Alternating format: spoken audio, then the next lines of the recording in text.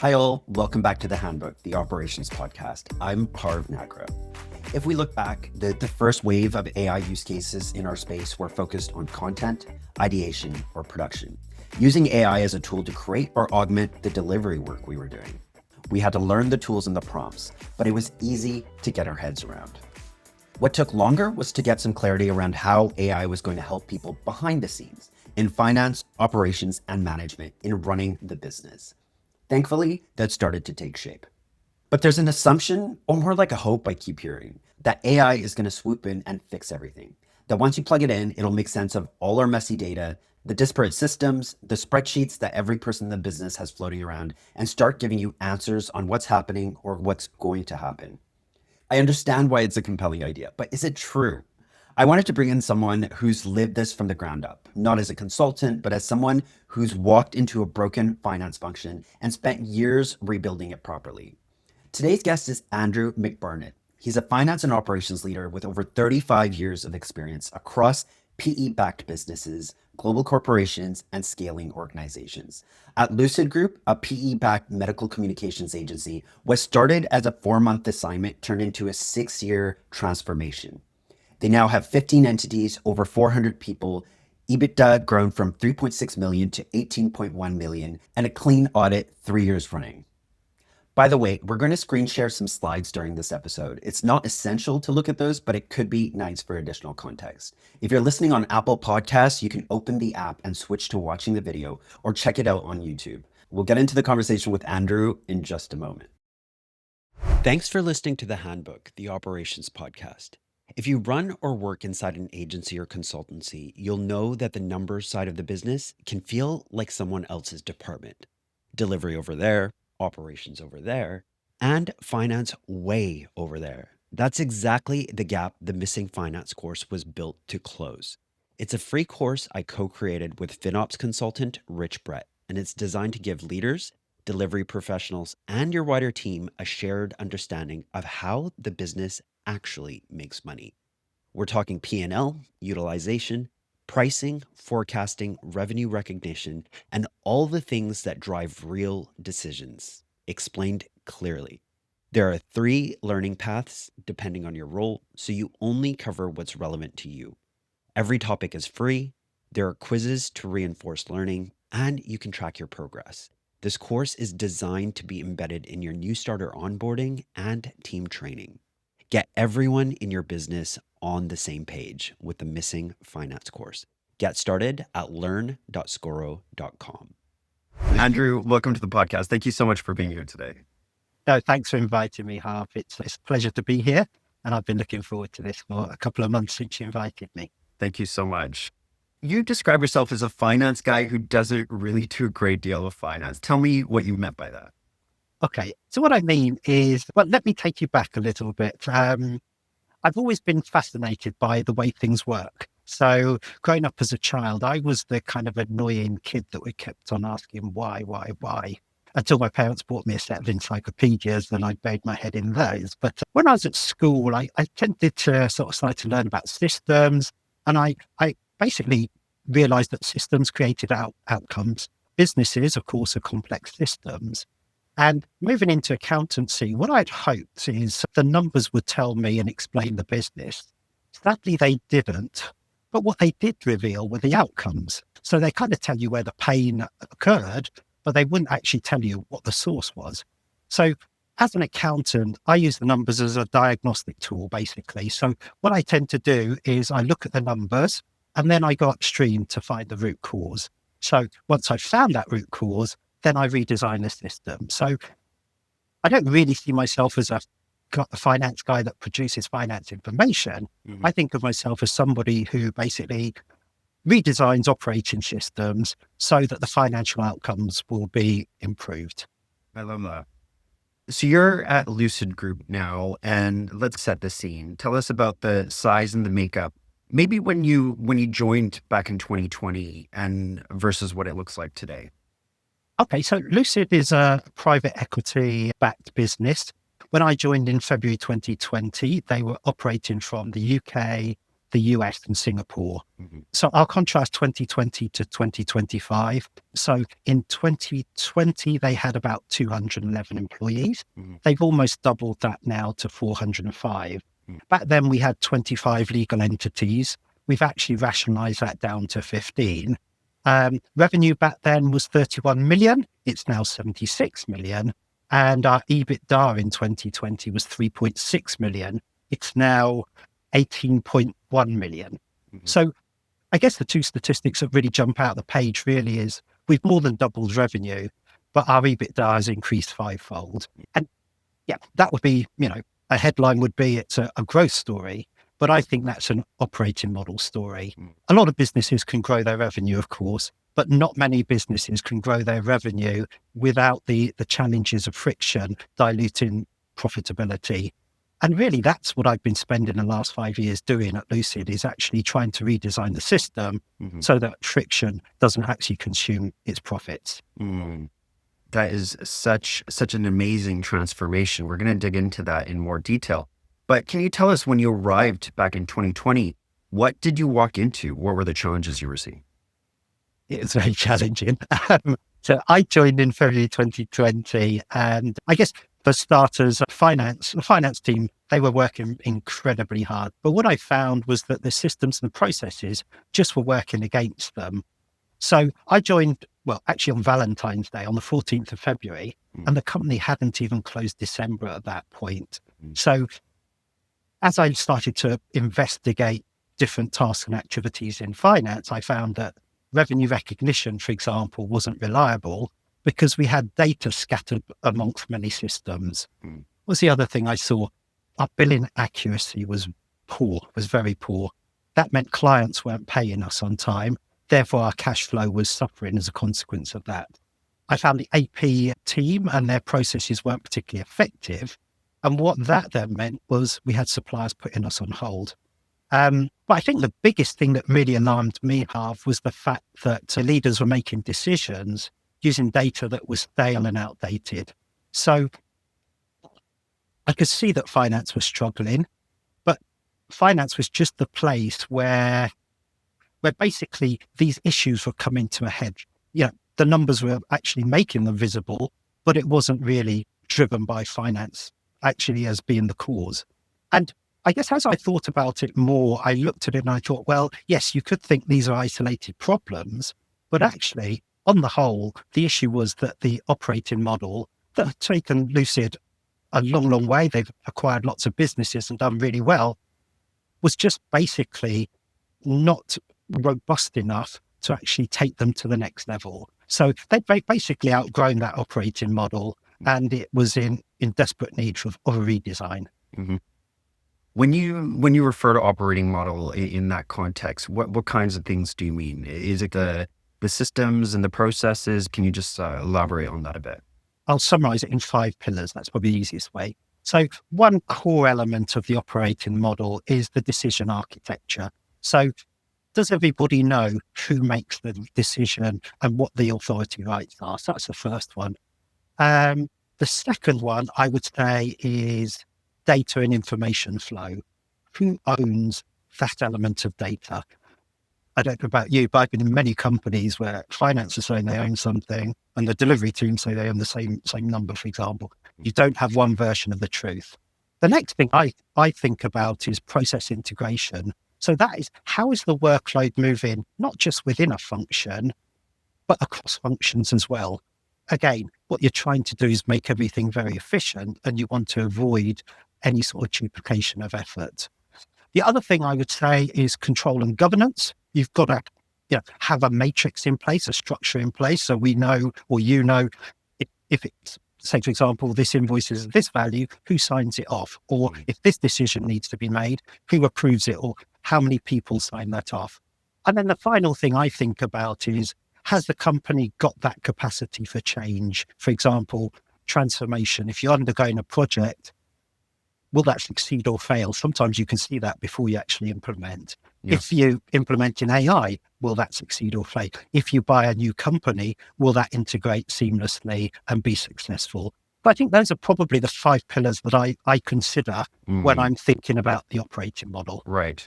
I think there's an assumption that people have that the bigger the company, the bigger the headcounts, the bigger the revenue, it must mean that they're run really well.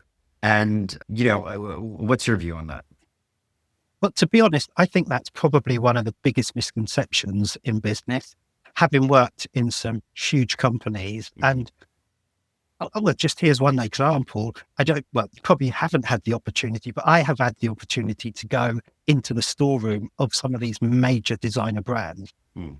It is carnage behind there, basically. The front of the store that everybody can see is beautiful, and it's, a lot of money has been invested in there. Mm. You've got boxes all over the place. You've got clothes scattered everywhere.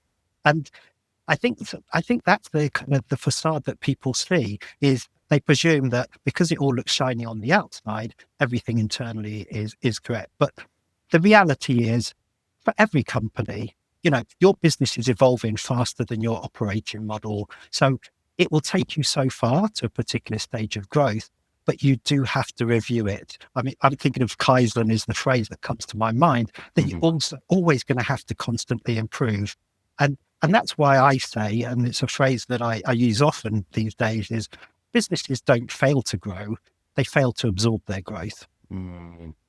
You were saying that you design an operating model for the scale you're at rather than necessarily where you want to be. At least that's the situation people end up in. Yes. So how do you actually build an operating model that can scale then?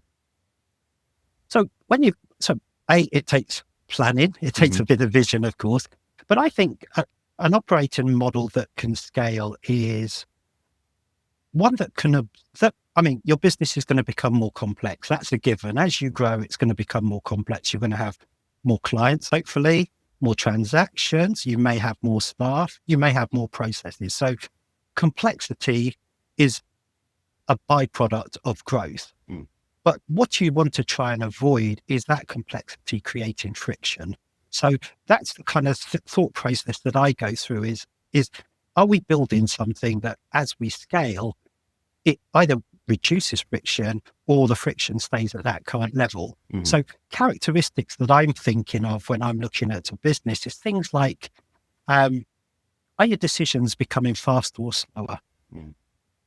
I've been in a startup of one myself. I've been in startups growing from 4 upwards, nothing to 1 million turnover in a year. Mm. And what you don't want to do is slow down your decision making. Another thing that you find as businesses grow is information ceases to become trusted. Somebody has an opinion over there, another function has an opinion over here. You need your processes to integrate. So you want work to move seamlessly, basically.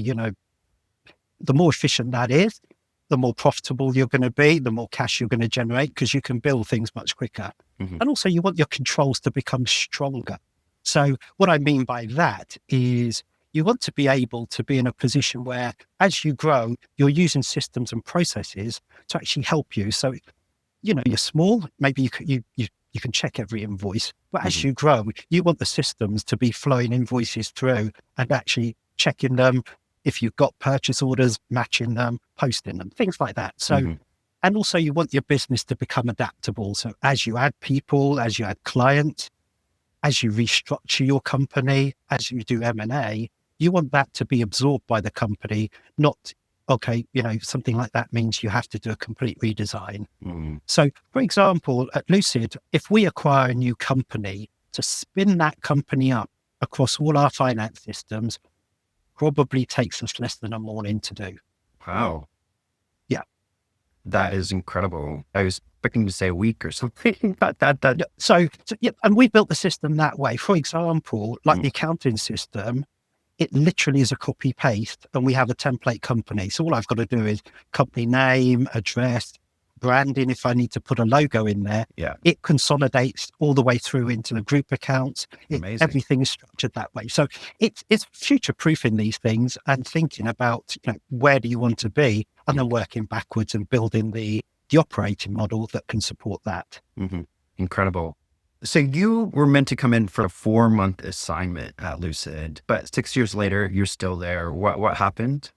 They can't get rid of me. It actually was supposed to be a 4-month assignment. So I was actually brought in as a contractor. Okay. And I was brought in to actually implement an accounting system across it was the 25 companies at the time.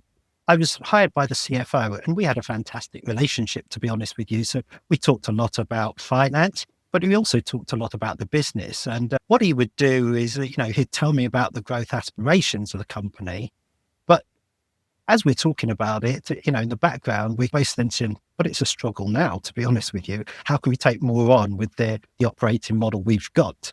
So it was clear that something needed to change. And I'll be honest with you, I guess what struck me was that the board recognized the fact that they couldn't take incremental baby steps. If they really wanted to invest as they did, acquire more companies and really scale this business, it wasn't tweaking at the edges. This needed a redesign of the elements we discussed earlier.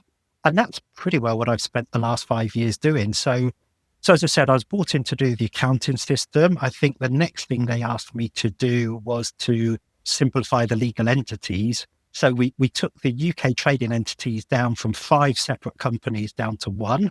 So that simplified all our billing. It simplified all the intercompany.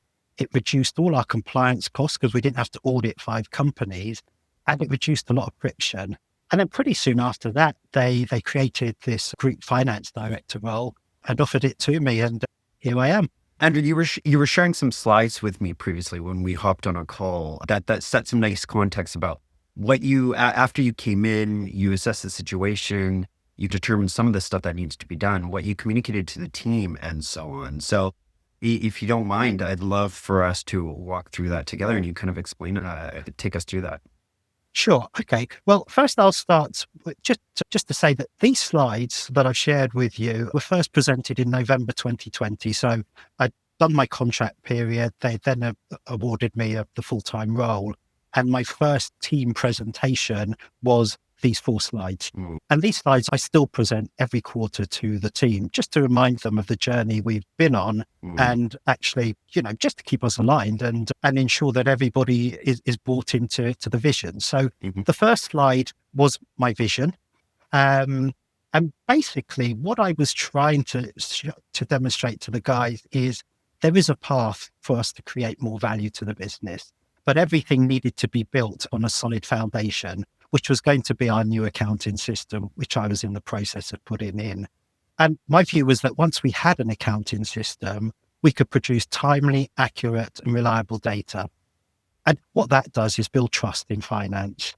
And then once people trusted the data, we could then improve our reporting. And then once we had good reporting, of course, we could, one point is, once we had good reporting, of course, we could start analyzing the data, producing things like client profitability, project profitability, utilization analysis, time analysis, etc. And then basically, we can then start to use that data to create dashboards, insights, and improve decision support. So the destination was never really to improve reporting, it was to improve our information. Because to me, once we have better information, it will lead to better decisions, which would drive better performance. And so at the time, like pulling together information like this in the business was virtually impossible or just very, very painful? Virtually impossible. Yeah. Virtually impossible. We had multiple systems. We had a myriad of companies. We had the delivery team have a view of, say, for example, I don't know, utilization. Their number is X. Finance's number is Y, for example. Trying to reconcile work in progress to do revenue recognition. Again, we needed governance around, how far progressed has this project been for us to work out the actual revenue we could recognize. So all of that work had to be done in tandem with the operations team to ensure that we're all aligned, we're all looking at the same data. We might be looking at it from our respective lenses, but there is one single version of the truth, which we all believe in and we all trust. You know what's interesting, Andrew, is that I think you already had 200 something employees at that time in the business. So yeah, I think hearing your diagnosis is, well, to me, it's surprising that an organization was that large and that successful, but there was such a lack of visibility around this stuff. surprising, I think. I don't know if you want to add a comment to that. Maybe it was surprising to you too, or not. It was surprising, but I think what you find, Harv, is that success kind of masks a lot of operational problems. When you're doing well and you're growing, everybody just sees the revenue going up, the profit going up. The reality is profit could have been increasing a lot faster. Right. So I think sometimes you're victim of your own success and you don't actually see what's really going on. And M&A is a difficult one because when you're buying new companies, you've bought another company, there's another culture. Yeah. They're working in their own system. Their numbers and even their reporting structure doesn't quite align. So you kind of think, well, it's kind of okay.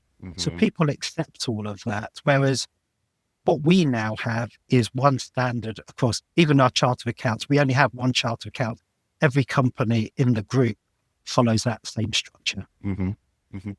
And as we go through this, Andrew, like for somebody listening, businesses of all sizes, but when do you think, in terms of, is there a certain size in terms of headcount or revenue where people need to really start getting these better foundations in place? Personally, I would try and do it as quickly as you can. I started a company with 3 partners. We started at £65,000. I spent £16,000 of that £65,000 of startup capital on our accounting system. It enabled us to grow to a £3 million turnover with myself and assistants. Right. So the efficiencies we gained from having that, and of course our customers were blue chip retailers, so they expected a certain quality and level of billing and visibility. When they rung up about a service issue, I could tell them, for example, well, this component's on the right side of your door. If you go there, so this is what the system gave us, as opposed to running around like headless chickens without a clue, basically. Yeah. So it's a worthwhile investment. I would do it as soon as you can, but also you've got to be realistic. If you're growing, you're going to have to constantly evolve, basically, and try and stay ahead of the complexity because it will slow the business down. Really, really good advice. I think a lot of businesses end up playing catch up because they postpone the decisions and keep kind of clinging to that old operating model, old processes, systems, and just hoping it'll work. And then it becomes a bigger challenge to untangle. Absolutely right. That much Absolutely harder. right. Yeah. Yeah. All right. Let's take a look at your second slide. So for people listening, maybe you can just tell us what we're looking at and then talk us through it. Okay. So the second slide is my view of our strategy as a finance function. So traditionally, finance spends a lot of time talking about and explaining what happened. I really wanted us to evolve from, my statement to that is, if we're only talking about what happened, realistically, the company could outsource finance, to be perfectly honest with you. The value is in explaining why it happened, what will happen, what can we do, and also what lies ahead. Because that's really where we're taking the company on the journey from hindsight to insight to foresight. That's when we stop becoming a reporting function and we become a decision support function. And that's where the value lies in what we can do and what we can contribute. So that was the vision, really. We were barely managing to say what happened when I joined. Currently, I've got an extension to this chart now where I'm now trying to talk about AI and tools like that, of how we can actually look beyond the horizon using AI and tools like that to help us be much more analytical. But yeah, that was the vision, is to take the team from let's not spend all our time looking in the rearview mirror. Let's look out the windscreen and really help the company steer a path towards a greater success. One thing, I'm stealing this quote from somebody I used to work with at Vodafone, but one thing he used to say is, and he was in finance, he used to say, finance have done their job when they're at that top table supporting the business, and no serious meeting takes place without somebody saying, hey, I want somebody from finance around the table. That's really when we are valued and we have worth in the company. So that's really what I wanted us to do and to be, is a team that if something's taking place, a major decision, we are at that table contributing to that decision. Excellent. So, Andrew, in your next slide, you talk about kind of the tech stack that you put in place. Maybe you could talk us through what you did there. So to deliver that vision and to execute the strategy, my view is that everything had to be connected. One of the challenges we had when I was there, of course, was we had all these desperate systems around the company. But to me, everything had to be connected because that was the only way that we were going to become efficient and much more accurate. So basically, Business Central was the core of our system. Our project management system fed into that. That feeds in via an API. So the beauty of an API, of course, is as soon as somebody presses the button to raise an invoice, that feeds directly straight into Business Central. We send it out via EDI to our clients. So all of our billing errors, wrong company, wrong currency, VAT when we shouldn't, no VAT when we should, eliminated overnight, basically. No human interaction. If the project is set up correct, then the invoice goes out correct.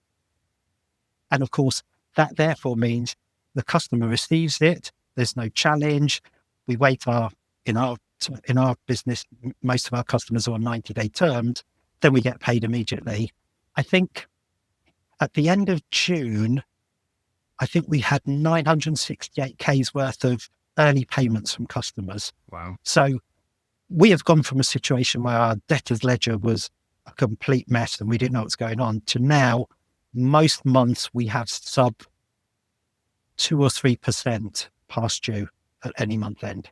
That's Everybody pays on time. Everybody pays on time. Shocking. I've never heard anybody say that. So that's really, really impressive. So that's kind of the journey we've been on. But I guess when I joined, we had the PSA system. We had that in place. So that was a given. I had to accept that was the system and I needed to plug into that. So that was a given. Our payroll feeds in via flat file. We've implemented SAP Concur, which most people regard as the leading expense management system. That's entered via an API. So again, somebody raises a claim, it codes that claim, it posts that claim, it pays that claim. Nobody in my team touches that, basically. Wow. All of that happens seamlessly. And on top of it, we've got an FP&A system, so we can do all our planning, all our reporting, all our forecasting. And then we have another tool called Jet Reports, which is a nice tool that enables us to consolidate multiple companies in one Excel. So it's just much more efficient for our reporting. And then the other future project was going to be automated AP, but now with the government pushing ahead with e-invoicing, we're going to put that on hold until we understand what the government direction is, because otherwise we'll put something in which we might have to strip out. When you were designing this, then you had your PSA, which means you knew what you needed to work with and what kind of APIs or connectors were available and whatnot. When it comes to these systems, at a very high level, what are your key requirements? Well, what we do as a finance team, everybody's involved. We do case studies. So everybody will do a case study for what they have in mind and what they think they see that we need. And then we basically evaluate it. So it's not a case of looking at it thinking AI is the sexy thing, we'll do AI, or it's process automation. What I look at is, whether this will help us do it better, faster, cheaper. That's they're the first criteria. And that gives us, at least from a business case perspective, the fact that we could argue that there are efficiency gains. The next thing we look at is effectiveness. Effectiveness is more a case of, what does this process actually enable us to do? So some things, for example, like our VAT, it was a manual process, our group VAT. It used to take 4 hours. It now takes an hour. So we've shaved a ton of time off of that. Decision quality. One thing that I'm big on, if you haven't realized right now, is quality information improves the quality of decisions. So that's something that I feel is very important. And probably the fourth thing that I think a lot of people overlook is capability. So as you can imagine, doing all of this, and if we scroll back to the first slide in terms of the vision, what this has done is taken away all the mundane, repetitive tasks, which means my team can spend more time on analyzing data and business partnering and actually working with the company as opposed to in our little silo, just processing transactions. So that's much more satisfying and much more fulfilling for the team. And basically we have capacity we never had. So that's the kind of, I think those are probably the four things that I look at when I'm looking at a system and where it is in the hierarchy of an implementation plan. Andrew, why don't we move into your last slide where I think you're talking about your core values? Yeah. So this one was for the team. So it's, obviously it's not about reporting, but it was about identity. As I said, the team are working hard. I don't think they were probably as appreciated as they should, because everybody was seeing the problems accumulating in finance, not realizing that some of these were actually coming upstream into the finance function. So I wanted the team to have an identity. I think that's important. I also wanted the team to understand kind of what's important to us. If you've got a decision to make, look at this slide and this will be your North Star, basically. So of course, as a finance function, it's critical that we protect the assets for the shareholders. We need to manage risk. We need to accurately report. We need to be an efficient and effective function. Nobody's going to throw money at us, basically. We're going to have to prove value for money. But where we start to add value is in the performance management. Again, as I said, I want us to be there helping the business drive better performance. And the business partnering side of things is important because, again, that's more value. That's where we're providing insights, analytics, thought leadership. We're on the top table now in the core meetings. And my target and my goal is to ensure that I build a strong team. So that's hiring the right people, developing them, and investing in them. So, I mean, yeah, so that's basically the sum of it. I mean, to be honest with you, that I guess the measure of whether this has been successful, not only in the metrics in terms of the performance and the efficiencies, is our average tenure in finance is 6.2 years now.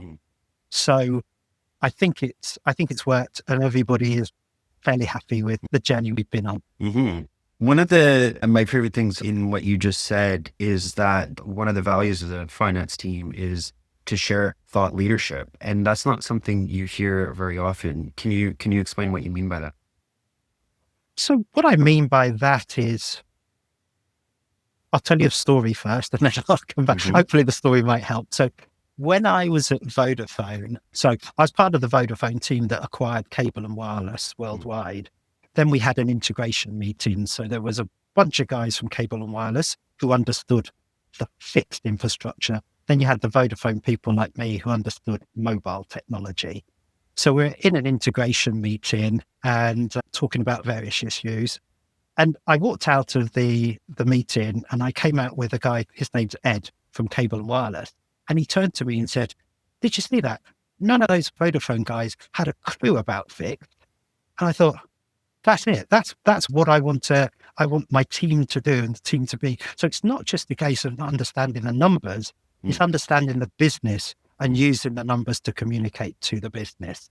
So he thought I was a cable and wireless guy, a fixed guy, but I just invested my time getting under the skin of the cable and wireless business so that I could contribute. So that's the thought leadership. So it's using our data, using market analysis, just pulling everything together so that, we can actually basically, we have a good understanding of the business, we have a good understanding of the environment, and we can contribute to meaningful conversations at a higher level. Andrew, that's really helpful. Thank you for sharing all of that. Now, let's switch topics or switch gears a little bit to AI. There's a belief that I hear a lot. I mentioned this in the introduction to the episode, that AI will be that thing that takes all your messy data and all the problems that you've highlighted at Lucid Group when you came in, for example, go away, that you can plug it in on top of whatever you've got and get those answers, get it to do everything for you. I mean, you started this journey at Lucid before AI was part of the conversation. And so what's your view on all of this? It worries me because it's nigh on impossible that AI is going to fix that. Basically, if you've got messy data, then AI is never going to address that. And I think a lot of people talk about AI readiness, and everybody is every new release of an LLM or an upgrade to ChatGPT, all people are, there's loads of stuff on LinkedIn about prompts, etc. But I think that question is too low in the stack. Really, what you need to do is build an environment that a machine can read and understand. As you saw by our architecture, having that was the reward that we could actually layer AI over that. I think every operational activity kind of leaves a data footprint. So a sale leaves one, a timesheet leaves one, purchase order leaves one, an invoice leaves one. If you have all this data in fragmented systems, then AI is not going to have a complete view of your business. So AI is not going to help you solve that. AI is not going to solve your problems. All AI is going to do is magnify that and help you reach the wrong conclusion faster.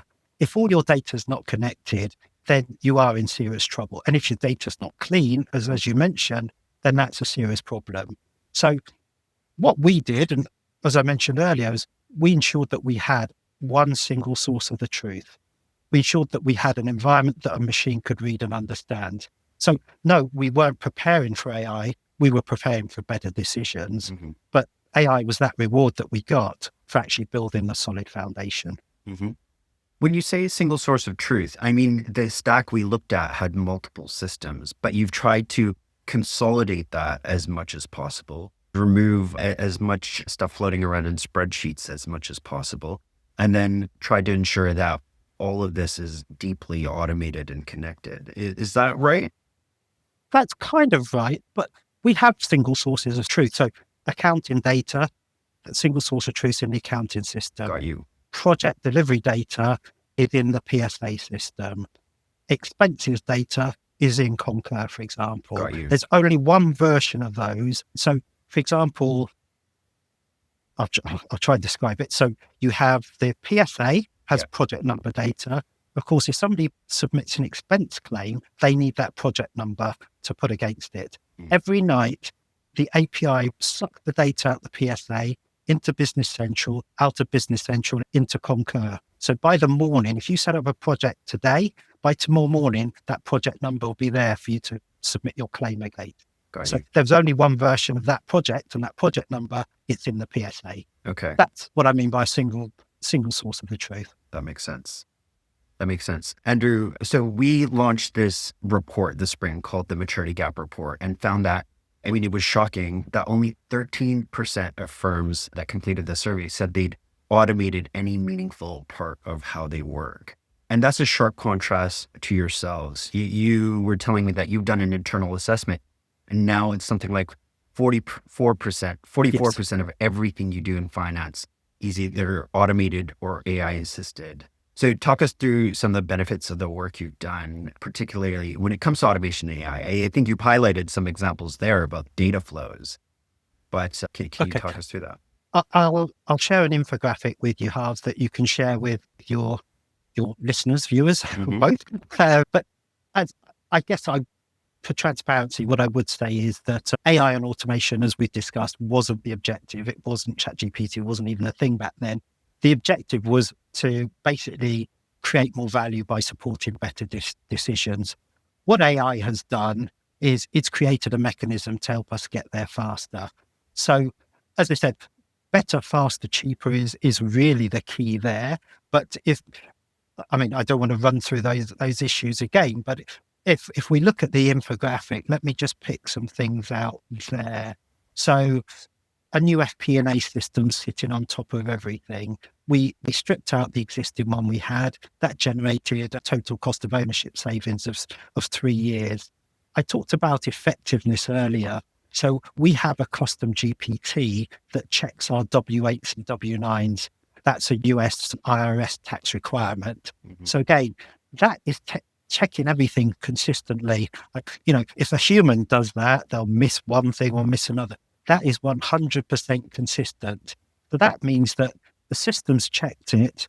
If that comes back and confirms that form's okay, our compliance with the IRS is okay. We've got no issues there. So that's a case of being more effective.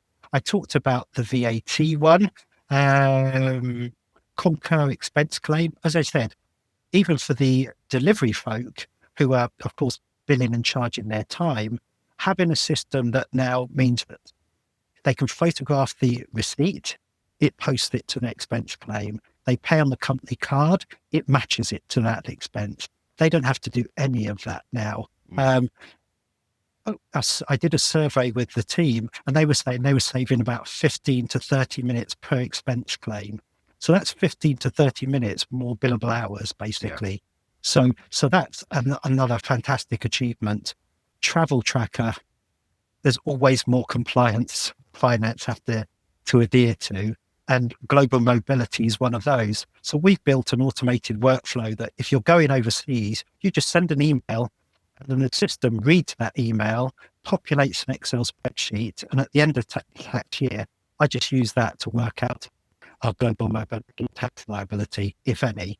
So again, nobody's spending any time on that at all.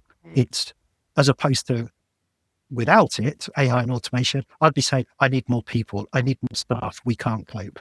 Right. And as I said, in terms of AI agent adoption, as you can see there, 5 of the 8 members of the team are using autonomous agents, and 44% of everything we do has an element of automation or AI supporting it.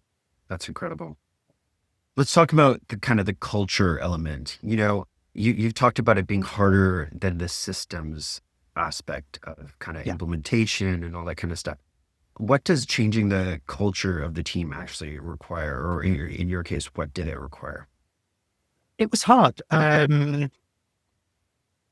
I'd actually thought the actual implementation would be the difficult part, to be honest with you. But the culture was much harder. I guess technology is logical, but people are emotional. So even trying to demonstrate that this will be beneficial for somebody, if they're not there in their headspace, then they're not going to buy into it. And these guys have gone through years of frustration. They've been working really hard. As I said, the systems weren't helping them succeed. So before I could change anything and get them on board, I had to build trust with those guys. So those 4 slides, they only look like 4 slides, but they took me a very, very, very long time to create them, because I didn't want them to see this as just another presentation. That was my promise to them. My commitment to them is, you do this and this is what we'll achieve. We work together and this is where we'll be. It's the rising tide. That tide rises, we'll all benefit as a consequence of it.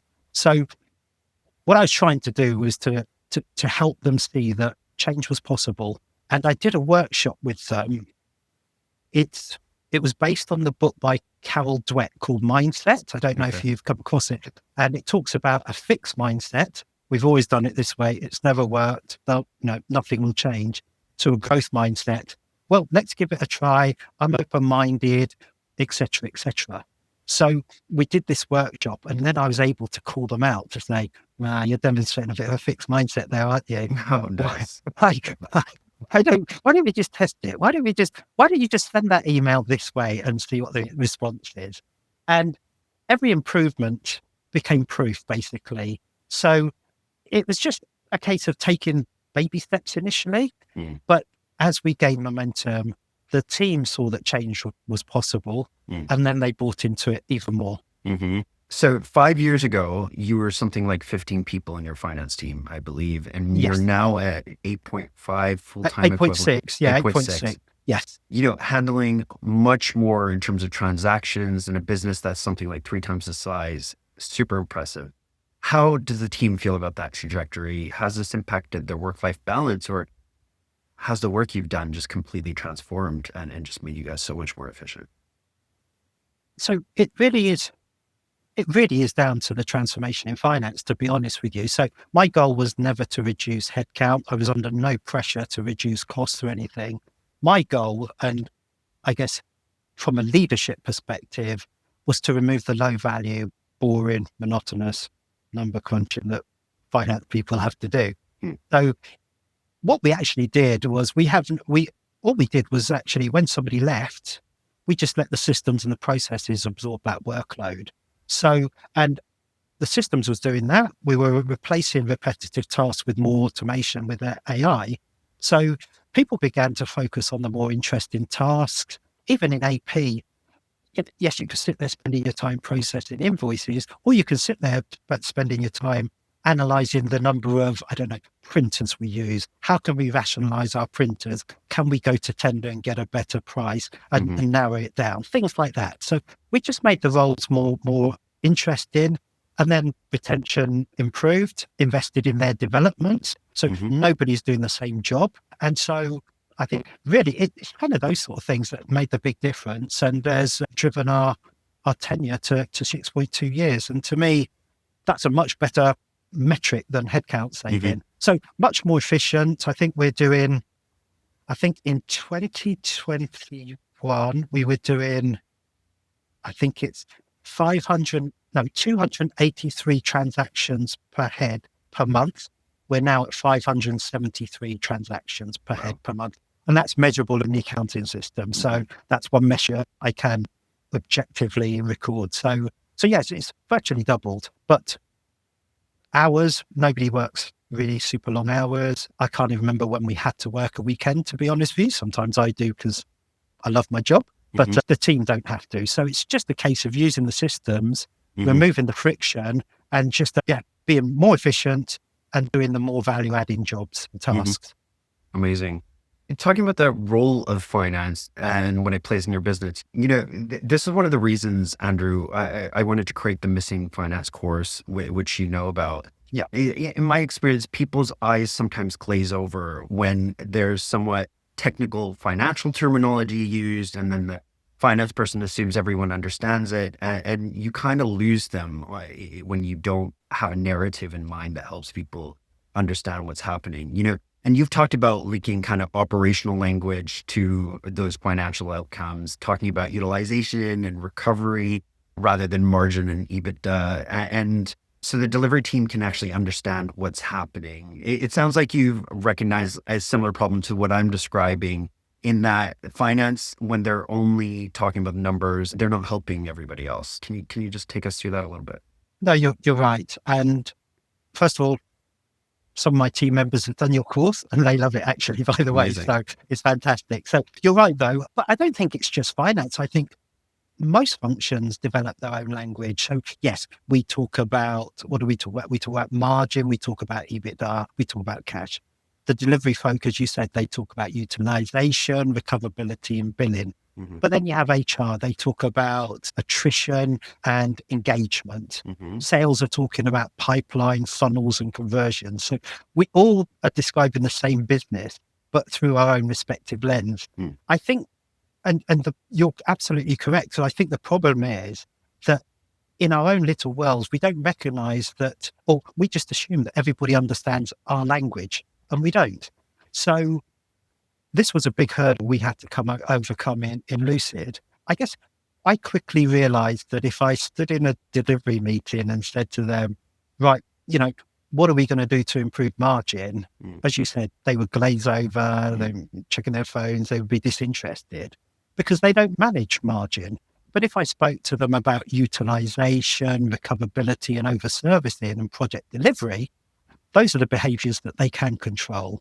So I guess there's a little phrase that I have, I don't know if I'll deliver it well, but I think one of the most important things that leaders can do is not create more information, but they should try to create more understanding. So that is talking the same language as your counterparty. And it's something I've always tried to do. So as I mentioned with the Vodafone story, but I've worked in healthcare, and I used to go on GP visits. I used to go into hospitals to understand what are we actually, what are the service and the products we're providing. I worked for Biffa Waste Services when I first started as a trainee accountant. And I went on half six getting up to go on bin collection to understand what is the business. And likewise in aviation, one thing that was important to me was understand how is a plane made. So I had the opportunity to go to Airbus to actually see how an aircraft is made, because then I can talk the same language as our engineers. And when they talk about the line or the FAL, I understand, or I could say those sort of terms to them. And I think, I know what he means and I know where he means. So to me, if you really want to change behavior, I don't think people change behavior because they see the numbers. they change behavior because they understand the impact of their behaviors on the performance of the business. Andrew, you spent 35 years across, working with founders, global corporations, PE environments. If an ops or finance person is listening to this and they're sitting in a business right now that's messy, they've got that scattered data, no single source of truth, pressure to do something with AI like a lot of us are under, where should they start? I would start by asking a couple of questions. I think the first question would be, does the current operating model, or can the current operating model absorb the impact of AI? And we talked about disconnected systems. If your systems are disconnected, if your data isn't cleansed, if you've got multiple versions of the truth, AI needs to be able to read your information and it needs to understand it. I mean, you could, dabble at the edges with a custom GPT, but if you really want to use AI and agents and, for example, incoming, support calls, for example, emails coming in, that agent being able to understand the client, the product, etc. You need a connected system. So you need connected systems, you need clean data. The system also needs to have some sort of understanding in terms of when does it decide, or when does a human decide, or where are those control points? And then ultimately, I would ensure that, or I'd strive to have integrated systems. So it's probably not the easiest answer, but I think if you really want to move forward, you may have to take a step backwards, to be perfectly honest with you. But, and then ask yourself, what decisions do we need to make faster and quicker? Because there will almost certainly be one particular issue in your business right now that you're thinking, we need more clients, or it's the service calls that are killing us, or, why can't we, take an order, deliver it, or ship something, or, why are these projects so complex? There'll be one burning question. I would focus on that and then work backwards. That would be my approach. Excellent advice. Andrew, this has been such a fantastic conversation, super inspiring. You're kind of setting that benchmark for a high maturity firm for the rest of us. I really appreciate you being here. I'm wondering if somebody wants to pick your brain, hopefully that's okay. And where can they reach out to you for some advice? Okay, probably the best platform is LinkedIn. And also my website is amb-associates.com. So you can contact me via those two. But happy to help if anybody's got any questions, or if there's anything I could do to support, then be delighted to. Excellent. We'll put a link to your website on your LinkedIn in the episode notes so people can reach out to you. But once again, Andrew, thank you so much for being here. No, thank you. It's been a real pleasure. I've really, really enjoyed our conversation. Thank you. What a great conversation. A few things I'm taking away from that. Firstly, Andrew's framing of the role of finance. He said that if you're only ever explaining what happened, the company could outsource you. The value is in explaining why it happened, what will happen, and what lies ahead, moving from hindsight to insight to foresight, from a reporting function to a decision support function. That's a shift in identity, not just process. Andrew's view is that if you want to change behavior, people don't change because they see the numbers. They change because they understand the impact of their behaviors on the performance of the business. That's exactly why Rich Brett and I created the Missing Finance course, to bring senior leaders, finance, ops, delivery, and individual contributors together and create a shared understanding around terminology and concepts, but also how each party can play a role in the success of the business. Back to Andrew, my last big takeaway from the conversation was on AI. He was pretty direct about this. If your systems are disconnected and your data isn't clean, AI is not going to fix that. All it'll do is help you reach the wrong conclusion faster. Andrew didn't set out to build an AI-ready function. He set out to support better decision-making and the business's ability to scale by improving their operating model. The AI benefits they've seen are the reward for doing the foundational work properly.